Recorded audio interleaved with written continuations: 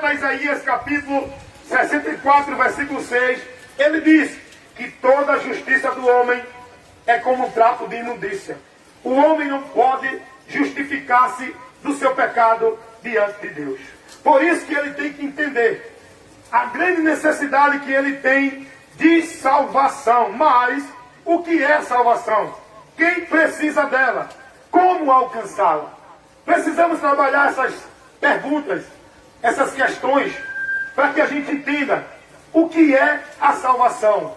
A palavra salvação quer dizer livramento. Livrar de quê?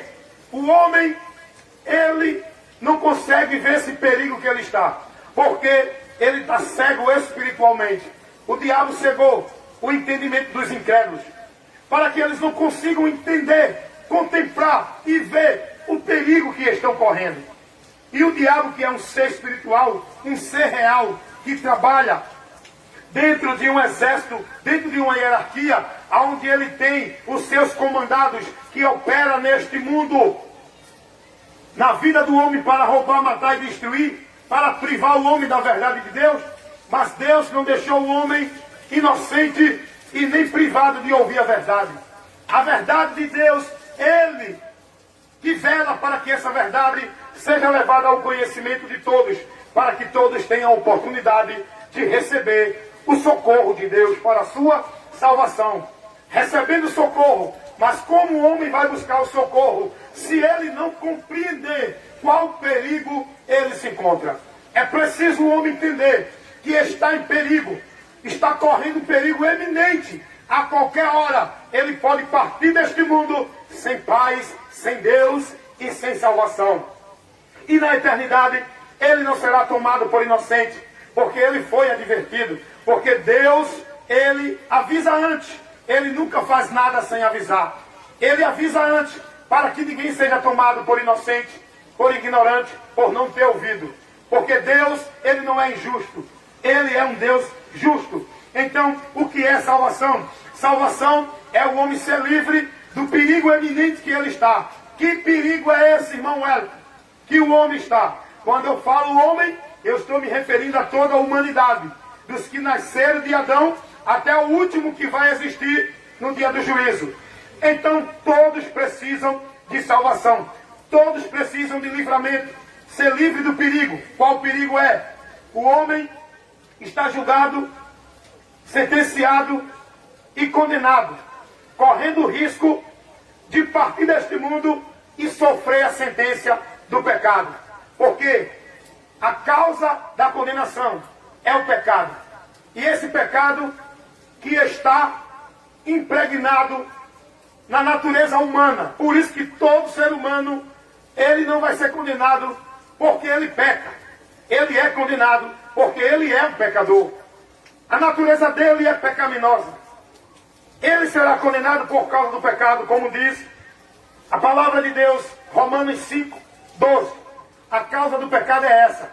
O apóstolo Paulo orientando, ensinando os irmãos, ele diz: porque como pelo homem entrou o pecado no mundo, e pelo pecado a morte, e a morte passou a todos os homens. Por quê? Porque todos pecaram. E esse pecado afastou o homem da presença de Deus. Romanos 3, 23. Todos pecaram e afastados estão da presença de Deus. Com o pecado, o homem morreu espiritualmente, pois Deus advertiu o homem para não sofrer essa morte. Quando disse o homem que não desobedecesse a palavra dele, para o homem seguir a instrução da palavra dele, Deus orientou o homem para não sofrer a morte espiritual, que é o afastamento do homem para com o seu Criador. Perda de comunhão. O homem, ele foi criado para ter uma vida em comunhão com Deus como ele tinha. Mas com o pecado, ele perdeu essa comunhão lá no Éden. A primeira morte espiritual se deu ali. O homem se afastou de Deus por sua escolha de desobedecer uma ordem direta de Deus. Deus não pediu. O texto diz: ordenou Deus o homem não comer da árvore da ciência, do fruto da árvore da ciência do bem e do mal. Porque Deus ordenou, Ele é Senhor. Ele deu uma regra ao homem. O homem desobedeceu essa regra. Pecado constitui-se quando o homem não se submete à regra que Deus estabelece. E aí, o homem perdeu a comunhão com Deus. A primeira morte espiritual. Na sequência, veio as consequências do pecado. A morte física. O homem perdeu a eternidade neste mundo. Passou a morrer fisicamente. E há um perigo maior do que qualquer outro perigo. É o homem sofrer o dano da segunda morte, que é a eterna separação. Hoje, o homem está separado, fora da comunhão com Deus. Mas há uma oportunidade ainda do homem reconciliar-se com Deus e voltar à comunhão com Deus, antes que morra, porque depois da morte segue ao juízo. E o juízo, Paulo diz, que é para a condenação. Romanos 5,18. E se o homem não aproveitar enquanto é tempo, para buscar o Senhor enquanto se pode achar, será tarde demais. E aí vai entrar a condenação eterna. Não tem mais como o homem ser livre. O homem vai ter uma eternidade na separação eterna.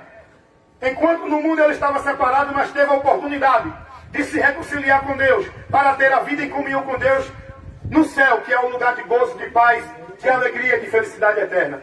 Mas o homem não aproveita essa oportunidade que ele tem de reconciliar-se com Deus.